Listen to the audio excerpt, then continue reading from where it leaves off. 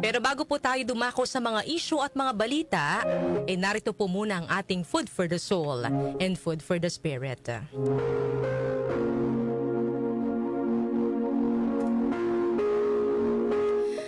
For sure mga kanyusik, lahat po sa atin ay proud na proud sa pagkapanalo po ni Alex Ayala sa laban niya sa Wimbledon kontra po sa defending champion na si Iga Świątek. Ang laro po na iyon ni Alex Ayala ay may isang bagay o may isang bahagi kung saan bukod po sa nakita natin yung kanyang husay, maaari din po nating kapulutan ng mahalagang aral sa ating pong buhay. May bahagi po sa laro na habang hinahabol ni Alex yung bola, ay nadapa siya.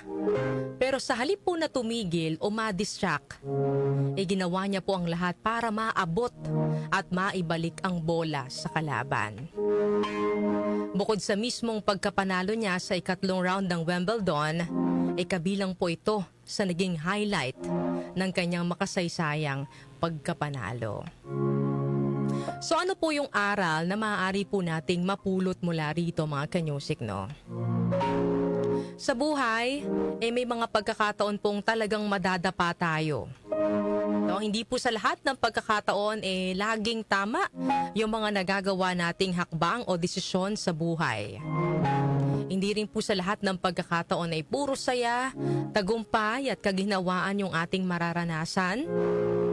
Ang buhay po ay hindi isang bed of roses na laging walang tinik at walang pagsubok.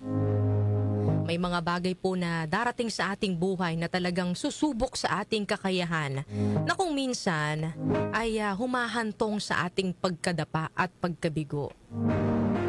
Pero hindi po ibig sabihin nito mga kanyusik tapos na ang laban. Kahit nakadapa na, maaari pa rin naman po tayong lumaban. Maaari pa rin naman po tayong bumangon, bumawi at muling magpatuloy sa buhay. Walang sino man po yung makapagsasabi na magiging smooth sailing ang ating pong buhay. Kailangan din po natin yung mga pagkabigo, yung mga pagkakadapa upang tayo po ay may matutunan at maging mas matatag pa. Pero hindi po natin dapat katakutan mga kanyusik yung pagkadapa sa buhay at yung mga pagkabigo. Dahil hindi naman po tayo nag-iisa sa ating mga laban. Nariyan po ang Diyos nakagabay sa atin. Siya po ay laging nakaalalay sa bawat pagkakadapa natin. Ang kamay po ng Diyos ay laging nakahanda na tayo ay alalayan upang tayo ay muling bumangon at magpatuloy.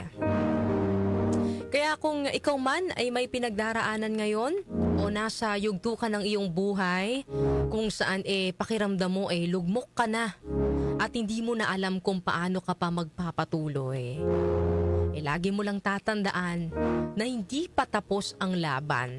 Kaya mo pang bumangon, kaya mo pang bumawi. Ang pagkakadapa mga kanyusik ay hindi katapusan ng iyong kwento.